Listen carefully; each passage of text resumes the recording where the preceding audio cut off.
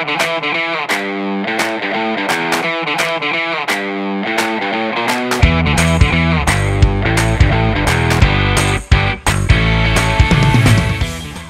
you so much.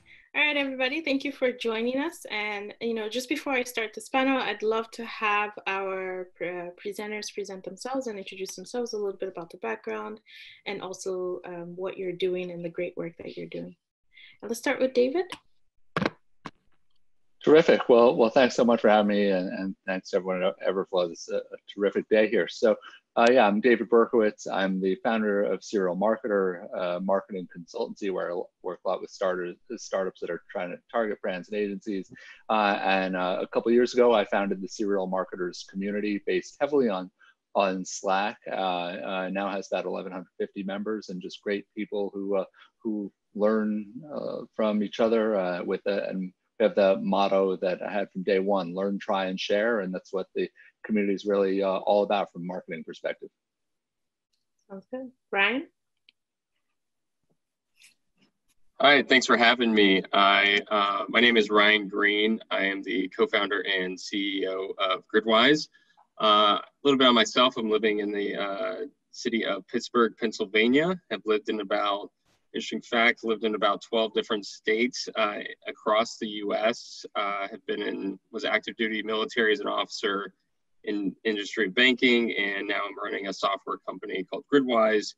Gridwise, what we are doing is we're operating in the mobility space, providing a mobile app to the Uber, Lyft, Postmates, and all the other types of gig drivers that essentially helps them be more efficient and profitable on the road by finding more trips in less time and tracking their performance across any service that they drive for. We're empowering over 120,000 drivers on the platform and have raised about $5.6 million to date. They're operating across 41 different cities. Very good. And Shelly? Hi, my name is Shelly Barker, and I am the performance team lead at Invoca. Invoca is a call tracking and analytics platform, and I've been with them almost 4 years now. Prior to that, I had also a life in the digital marketing space. I was a business development senior for about 5 years, so a lot of pay per call, some lead gen, and just your typical digital marketing, email, social, did a little bit of TV and radio, so had quite a bit of experience there before I jumped on board and joined the Invoca team to kind of oversee our entire performance segment, which does work with a lot of marketers and networks and agencies that drive phone calls to big name brands. Sounds great. And Shelly, you can start us off by telling us more about your community, where you host it, and yeah, go ahead. Excellent. So Invoca doesn't have an online community per se, but if we did, it would consist of mostly our clients, which again is a lot of brands, it's a lot of publishers, agencies, and networks.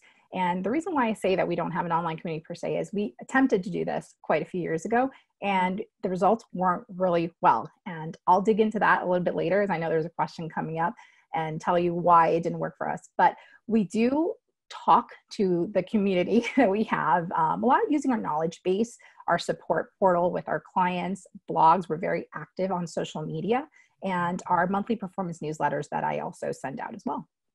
Very good. Ryan, tell us about your community. Yeah, as I hinted at, our community is primarily built around the gig driver base. So as I mentioned, we have a network of over 120,000 drivers who are using our application, our mobile app, day in and day out. And it's not in the mobile app, within this mobile application, it's not just a one-way feed of information they're consuming. They're also crowdsourcing, communicating and collaborating within the application by crowdsourcing relevant data related to events or things that are happening out on the road as they're driving. So really brings drivers together to share more information to essentially help them all increase their bottom line. And so in addition to the app, that's like our primary source there. And then outside of the application, there's also through our blog, we have drivers who are writing, guests writing particular blog posts, tying into various videos. And we even have like community feature requests and a lot of other ancillary channels in addition to the mobile app where our community lives. Sounds good. And David, tell us about your community. Yeah, so when I started it really with a post on LinkedIn asking my network what they thought about this very rough idea in July 2018. About to have our second year anniversary coming up. I wound up doing it on Slack and figured it's the right time where also, like, for the tech early adopters in this virtual room today, you might appreciate that marketers in general, and especially those with 10 plus years experience, are a bit behind. So I'd actually love to do this as a survey, but I feel like for most people in my community, this is the first time they're using Slack, and it's almost definitely the first time that they're using Slack for something that isn't purely a corporate instance where they have to be there. And so, but it kind of got to that point where it was doing a lot, where, what was some of the inspiration for just how to do it. And I think it's so important for marketers and others who are about to launch a community to think about what they need the community to do.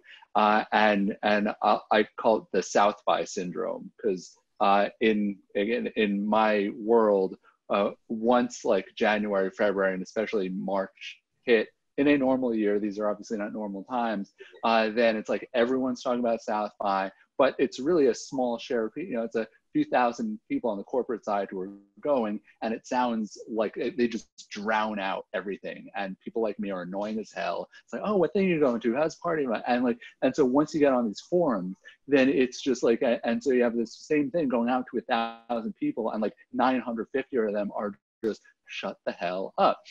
So having something like Slack, where unlike places like LinkedIn and Facebook and Google Groups, and I love a lot of groups I'm in these various platforms, it allows you to say okay, everyone can go and have their little South by thing. Maybe it only lasts 1 month of the year, and then everyone else can join the wider events channel and kind of services they do. I also will say just quickly though that to me the idea of the community is so much more important than being just a Slack community, and so this will come up at other points later, but I think that's also really important, that if you go with Discord or wherever you want to run with these things, that it isn't just tied to that platform, because the platform can change. They can change the pricing rules on you. They can change the features. Your community, your value proposition doesn't need to change, and you need to be able to go and do what's best for your audience any way you can. And that's going to be ideally bigger than any one platform.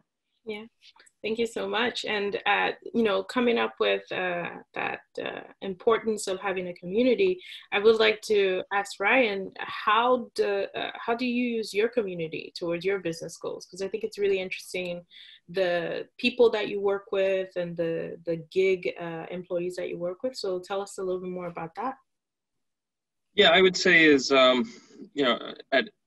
our core, our platform is, we are an analytics platform. And so we care a lot about data, and we are providing analytics to the drivers, and in return, we designed an experience and built this community in a way that enables us to also receive information back based off of that. And so really it's, for the past 3 years that we've been operating this business, has been really focused around building an experience that incentivizes users to not only consume information, but crowdsource data back into our platform, or share and consent into sharing different information with us, that essentially enables us to actually have a better understanding of how people and goods are moving across cities, and take that data and repurpose it back into the application and create an even more powerful application. And so it's really been a mutually value-added partnership that we've been able to create through building that type of experience and relationship with the gig workers. Sounds good. And Shelly, how do you use your community for your business goals? Yeah, so Ryan touched on it. I mean, so Invoca obviously is a call tracking platform. So just like Ryan said, we love data, and seeing clients use our platform to optimize their campaigns and see the power of what their paid search is doing, and where those dollars are going, what is making a consumer make that phone call and what is making them, convert. That's really powerful. So once they leverage that, they see the data in action, they see it in their budget, they see it in their goals, and they trust us. Then we use that community and that sense of trust to continue to build on it, right? So it just builds a momentum, and the product speaks for itself. But more importantly, we use use cases. So we're big in social. So we love to do a use case with a client that says, hey, I turned on Invoca. I did this with our Signal product, which is an AI powered tool. And we found this result. And that speaks a lot. And at the end of the year, we host an Invoca summit, and we invite those clients to speak and join panels or be keynotes as well, so that prospects in the room and other clients themselves can see, oh, I didn't know that. And, that feature allowed them to do that. Maybe it'll allow me to do this. So again, that momentum is just built from the power of the platform and the trust that they gain after they see those results live. Very good. David, I'm interested in hearing about how your Slack community has been helping with your business goals. Yeah, well, I mean, one of my longtime business goals is creating opportunities for others, and it sounds a little like happy-go-lucky and hokey like that, but it's true, and in that kind of Malcolm Gladwell speak, I am that connector, and that's important, and that then it opens the door to things that when I need to do biz dev, when I'm looking to source opportunities, absolutely, it's terrific. Before there was, it was like well over a year though of my community happened before I came across anything that I thought was that directly tangible benefit. It was doing something because it felt like a great thing to do. It felt like a great thing to invest in, especially in terms of time, and it just seemed that people were getting something out of it. And that helped me get out of bed in the morning and just keep trying to make this thing work. Now, in time, look, like you built them for a while. I've got a huge roadmap of stuff that like my roadmap for what I want to do for this community might be as long as Everflow's for its own, right? For its own product. And so that requires more investment, and that can very well require charging for some features over time and having a revenue stream on top of it. There's staff I'd love to hire for it. There's a lot that there's so much more I want to do. And so the idea that it turns into a revenue stream at some point, sure, but I think for me it was build first, provide value, and then it's like the goals were pretty clear. The revenue stream not as much, and I've been okay with that, and also the community itself could essentially, from that perspective, if you want to do like dollars and cents, it becomes a marketing expense. It's like how many hours I put in and how much I charge for those hours. Am I getting enough of what I feel that ROI is? And if I am, great, keep doing it. Very good. And Shelly, we were talking earlier about some of the effective tactics that you've used to grow your audience, and I'd love to hear more about some of the tactics that you use. Absolutely. So we've been doing some cool things. I mean, obviously there's a lot going on in the world right now. Things are very hectic and in chaos, and that can confuse a lot of people. And what we've noticed has been really fruitful for us is, now that everything's gone virtual, we've done different peer-to-peer networkings. So we have one that is geared just for the clients themselves. We will get on a webinar, and it'll be just a small group. We don't record it.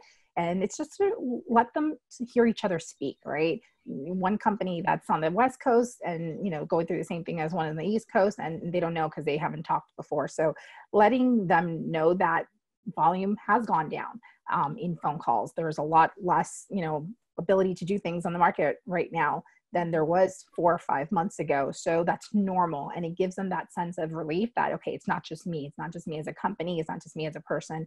There's other people are dealing with the exact same things I am. And then we have one that's a little bit more robust. It's called the Invoca Connect series. And we invite prospects to that.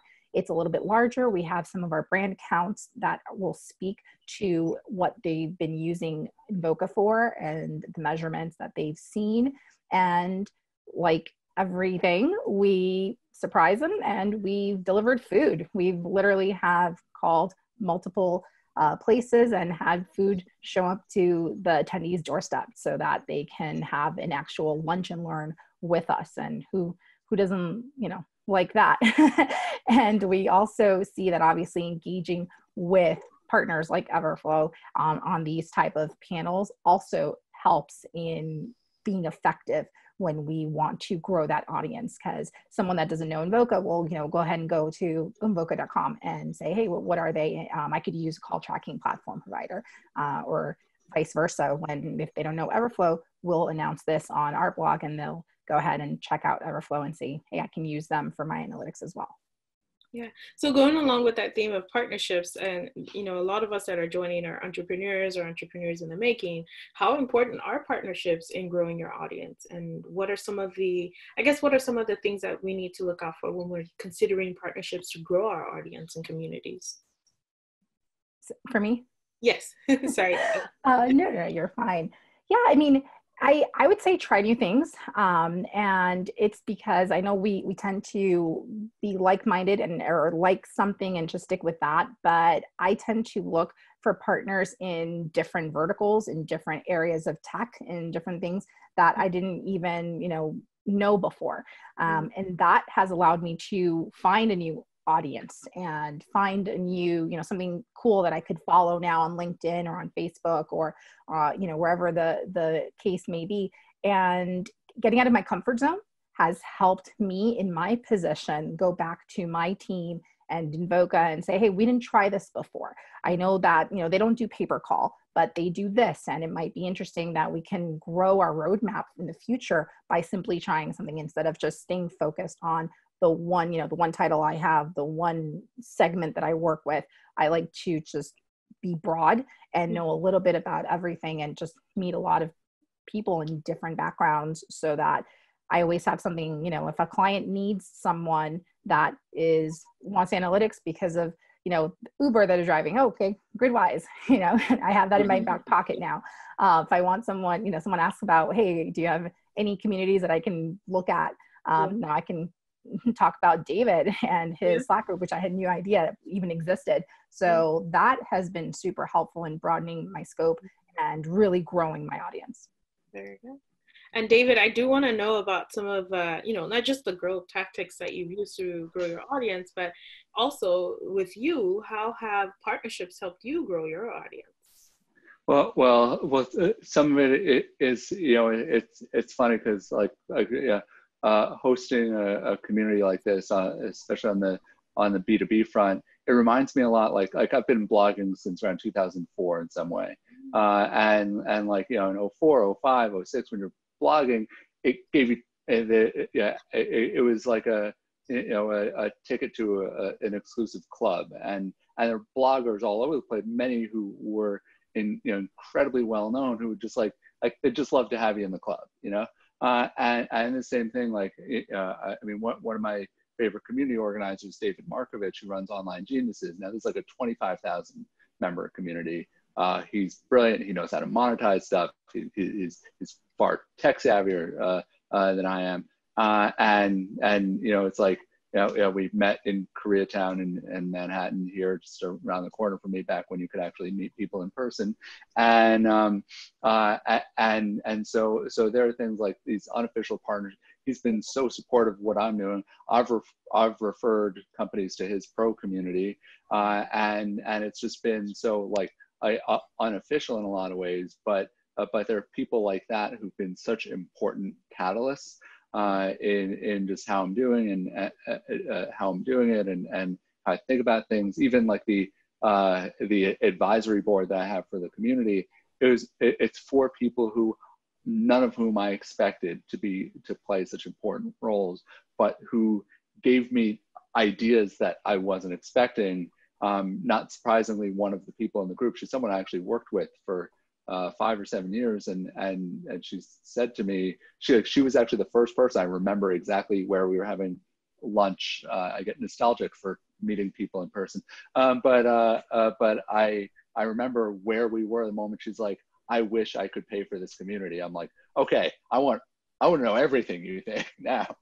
And so it's really key. And then I think going forward, a lot of it is also there's that opportunity where, like, whether you're doing things like affiliate relationships, whether it's more of like a sponsorship relationship, or whether it's just more kind of like mutual value add. But look, like if someone wants to offer you an exclusive discount, there was a friend who I actually helped get her in her job inadvertently at this like yoga and mindfulness company, and she's like, we're rolling out some new thing, we want to roll it out to your community, marketing community for yoga. My community loved it, right? And so some of these unexpected things where it's just like, yeah, trying this out and see how can you create value. It could be a lot of fun if you keep an open mind. Yeah, thank you. And Ryan, tell us about some of the group's tactics you used. Yeah, I would say is in terms of, partnerships, I can touch on partnerships and some of the other things that we've done. I would say partnerships has definitely played a critical role in growing our community. It's really been, if you think about all the things that you do as a company, there's things that you do that are core to your business. And then there's a lot of other things that you just can't do because it's just, you can't be everything for everybody. And so partnerships really enable you to go outside of your core business where it's relevant and add additional enhancements to your overall offering and create more stickiness in your product. So one aspect of that is finding those right partners and those relevant partners that can be value add for your users. Then two, using a platform that allows you to connect all those partners in one place and allow visibility and transparency for reporting and fraud reporting and things of that sort. And so, no shameless plug here, but that's what, Everflow has been an amazing platform for us to be able to do that. And so definitely want to give credit there because it's been instrumental to our partnership growth. The additional tactics have been really around one is offerings through our partnerships that are created, perks, discounts, just general awareness to things that people may have not known existed. And then others are around really been driven by content. We've produced a lot of content around relevant blog content, video content. We even have launched our own podcast, just speaking to a lot of the fast things that are changing in the industry and being able to translate a lot of that's taking place and translating that into how that's impacting gig workers and what they should care about and what they should take away from this. So we've become that voice of truth for this workforce.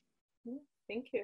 And I also want to point out that, I always want to ask questions from the perspective of an uprising entrepreneur or someone who's just starting off. And one of the things that's really important when you're building a community or you're building an audience is communications.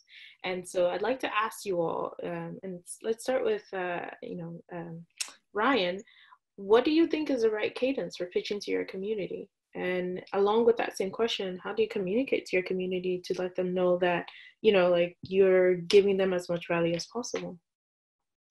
Yeah, I mean, I think the cadence really depends on the channels that you're leveraging there. Obviously, for us in a mobile application, we don't want to send a push notification every time we want to communicate something. So take different approaches across different channels. But I would say is in terms of, because things are changing so fast in our industry, it's really played out for us to be this kind of weekly cadence of engaging users via email, sometimes through push notification, and then really the alerts that they receive from these other platforms where we're posting information at, whether that's an additional, redistributing content on Medium or pushing that on YouTube or podcast syndication platforms or places like that. So in addition to our mobile app. So really through all those different channels, it kind of blends out to some kind of weekly cadence. But if you dive into each individual channel there, then those may fluctuate, have a very varying fluctuation there to them. Thank you. And David, I'm interested in learning more about your cadence. Yeah, well, it's also right. It's more than one channel. It's about the community living beyond Slack itself. So there's some important events. We do our weekly video chat series on Tuesdays, and so want to make sure people are aware of that. We have we have constant guests who are part of that. Once in a while there's some other just like kind of important news and updates coming. But then one of the things I started doing a while back was look, like I get that a lot of people can't keep track of the Slack communities they're in, or any communities that they're in, for instance. Most of those people are spending some probably too much time on email. And so like going to, you know, like the kind of like boring but important channels, this stuff works. And look, some of it was an insight from a panel of one. I can't remember a lot of the communities I'm part of, and I'm constantly trying the different ways to go and like keep enough of these tabs open. So every other week, I actually have an editor, originally someone who I found through the community, and then she transitioned to someone I found over. She's from Poland. She's amazing. So I pay her as a freelancer to go and aggregate like the tons of the top posts from the community, and then I send those to everyone who's on the distribution list. Not everyone has to be on that list. They can still be part of the community if they're not there. And just like they can be part of the community if they're mostly getting emails and they're just too busy, they can't get into the Slack mode anytime soon. So, and then there are a couple other things like I started a private meetup group so that like for those who just want the events on their calendar, I found that an easy way to keep current with people. And so I'm trying this new app, this like community app I love called Upstream, to do these speed networking events and just different ways for people to touch base with each other. So having like, it's like almost look at this as a hub and spoke model. And I'll be making more use of my website too. So again, like the older or more established tools don't go away. It's just trying to use them in the right way together. And Shelly, do you mind telling us? Yeah, so I think it's safe to say that we're all suffering from information overload, right? Every time we turn on our computer, our TV, my child's tablet, it's just, there's so much that's just jumping out at us. So to be respectful of that to our clients and our community, we stay within normal boundaries. I do a performance newsletter that's monthly. And this way they have small little tidbits of features that are coming up, features that they can leverage that they haven't used before. I throw in their cooking with Shelly, and I will do a recipe once a month, just so that they can feel that it's not always just business.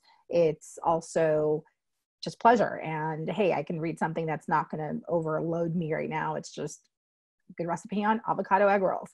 And also celebrating the big things or just acknowledging things that happen. So we like to sympathize a lot with our clients, and that can be done in many ways. We know when clients are having babies, and we will go ahead and send a basket. We'll send an Invoca onesie. If someone had a passing of a loved one, we send a condolence basket.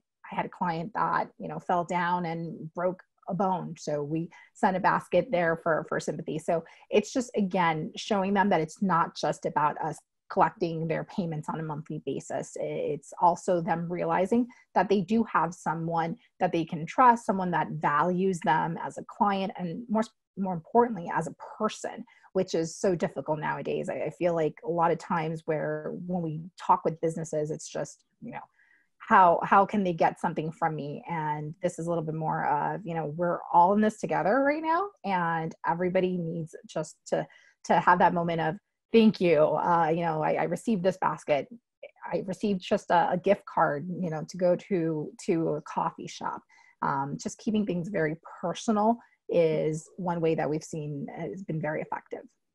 Very good. And I do want to give you the opportunity. You had mentioned when we started that you had tried out a community and it didn't quite work out. And now that we're talking about cadence, I do want you to bring that back to us and let us know about what happened and what did you learn from that? Yeah. So, about 5 years ago, I've been with Invoca for 4, and about 5 years ago, we tried to do an online community, and we just weren't ready at the time. We were still a very young company. Invoca has only been around for 14 years, and we didn't have as many clients that building a community would have been effective for, right? So I think the best practices are having a large audience that can engage with you. So if you start too quickly, if it goes just right away, it's a lot of work if no one's going to be responding to you. So we actually put in a lot of money and effort. I think we used a software service called Influitive that would send quizzes to our clients and have incentives that if they answered a couple of questions, just fun everyday quizzes, they could get prizes.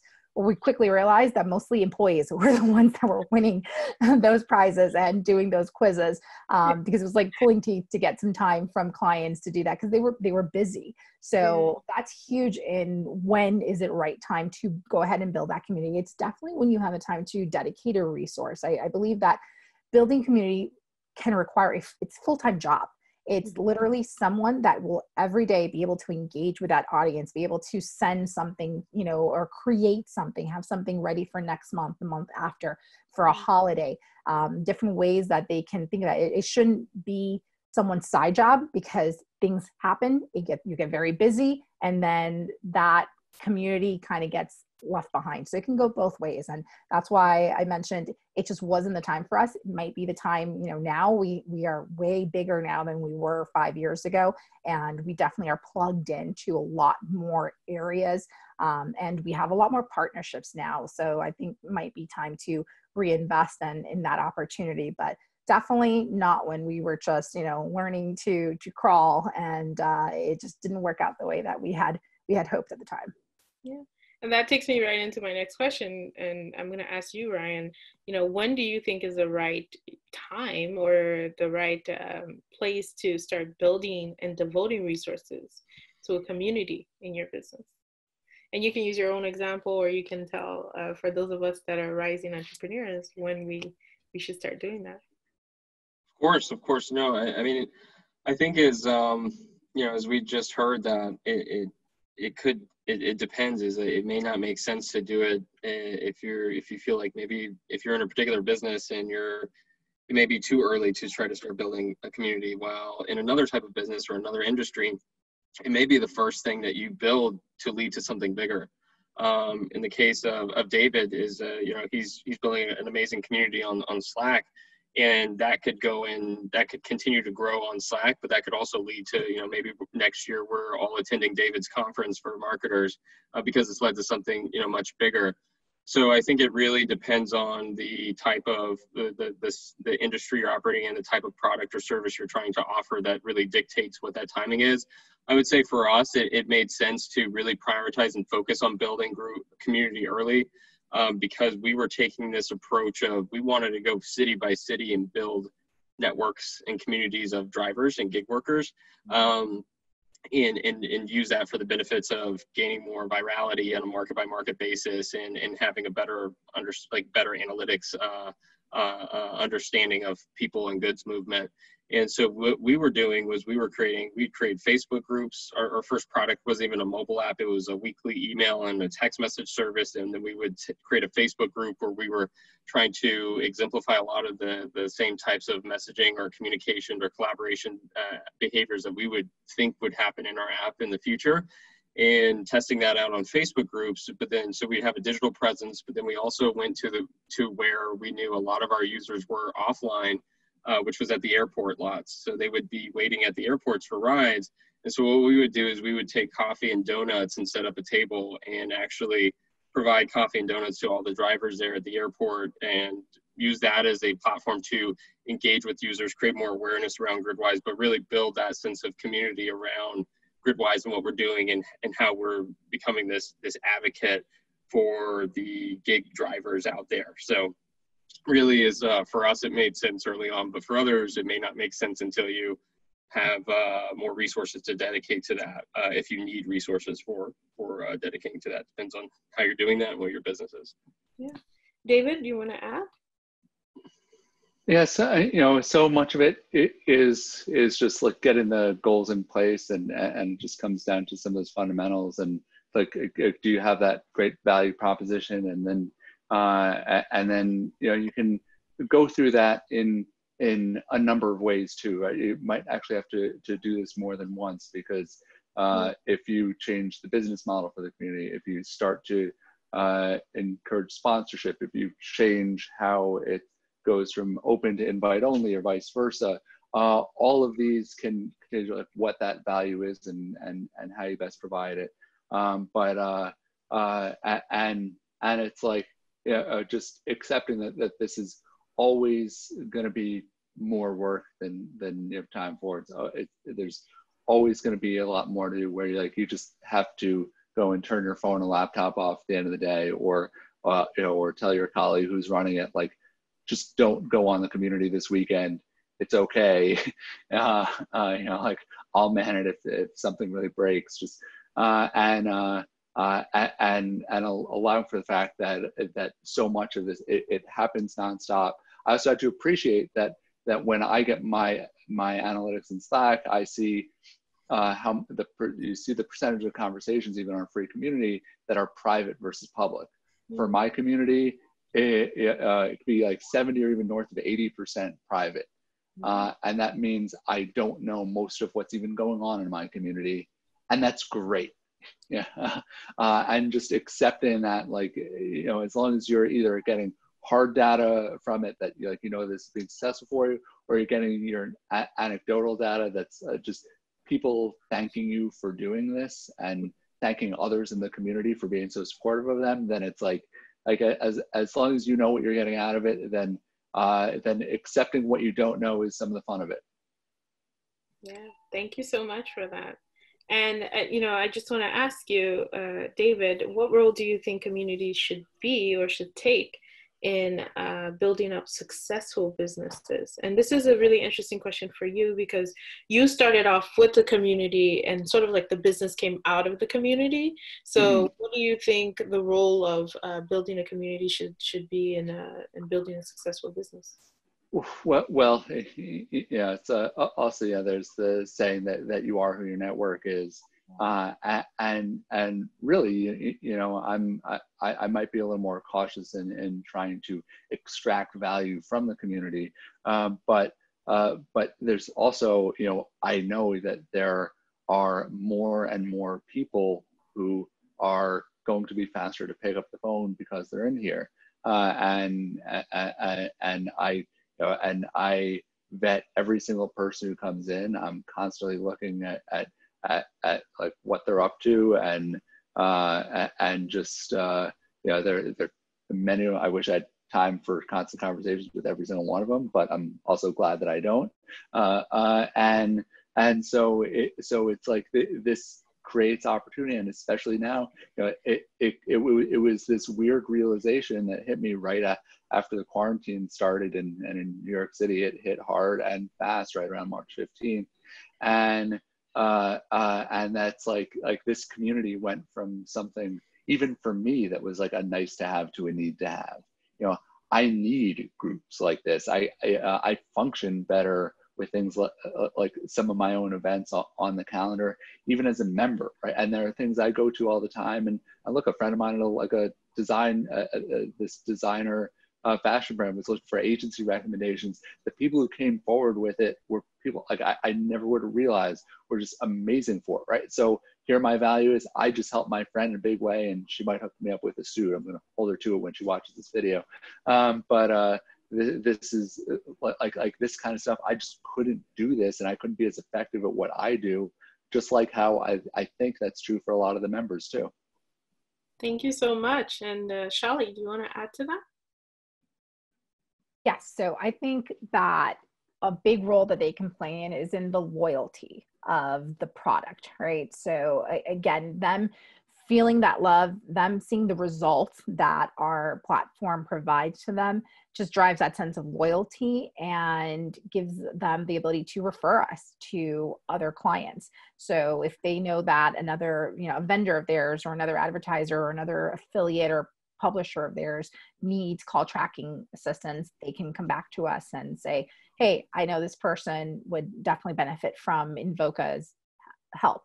And that's great, because again, it speaks to them trusting us as a brand, trusting us as a product, trusting us as a leader in technology, and as a friend as well. Again, like I said, when we mail out those things, when marketing just goes above and beyond to recognize someone for an achievement or just sympathize with them, it speaks to them feeling comfortable enough to turn around and say, you guys would be a great fit for this client. And it brings us right into, again, our end of year Invoca Summit, where we do look for those clients to speak to our product, and they tend to come asking us. I mean, it's not difficult to say who wants to speak or who wants to join this panel or who wants to be in the keynote. They will come saying, hey, we'd be happy to talk to our use case, or how Invoca assisted us, or how you guys are definitely, you know, leading in call tracking. So it's just really cool to see it all come full circle again, because of the fact that they have seen that the community that they're in essentially is really building us up and propelling them forward as well. Thank you. And Ryan, before I ask you the question, I think you had mentioned earlier that Gridwise has been able to raise a lot of funding. And so I'm really interested in learning about, you know, what role communities have or take in that like fundraising aspect of building a successful business. And I'd love to hear your comments about that. Yeah, of course. You know, I would say is really the communal aspect of that is really what's tied into the overall. The communal aspects of our product and our platform that we've built over time is really tied into the overall traction narrative and story of our application and what we've built. So to get to this 120,000 network of gig workers using our application, is it really, a lot of that was embodied by the fact that drivers weren't just consuming information, like there was more reason to come back and use our application to create, and that the partnerships that we talked about, the communal aspects, the crowdsourcing aspects and collaboration all give users reasons to come back to our application, creates more stickiness within that application. So when you look at the engagement metrics and the growth trends like that, that's all tied into our traction narrative that's really allowed investors to connect the dots from, you know, seeing that growth trend and seeing what our vision is of where we're going to be able to say like, hey, well, this, I can kind of bridge the gap here because I can see that traction narrative based off of what I'm seeing there reflected from the community, or that's a derivative of having this community.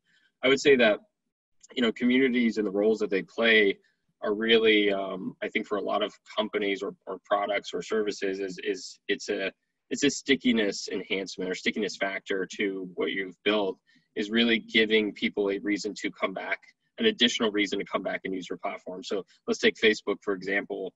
Is Facebook, you may go onto Facebook and consume information from a news feed, but if that's all Facebook was, it's like, you know, the stickiness level there isn't the same. But when you have Facebook groups, that's another, like, there's a complete community there that's giving people the ability not to just to see, you know, newsfeed information or write what their status is, but to come in and have real conversations about and meet people who are like-minded, meet other like-minded people or people who care about interests or topics or discussion points that they care about.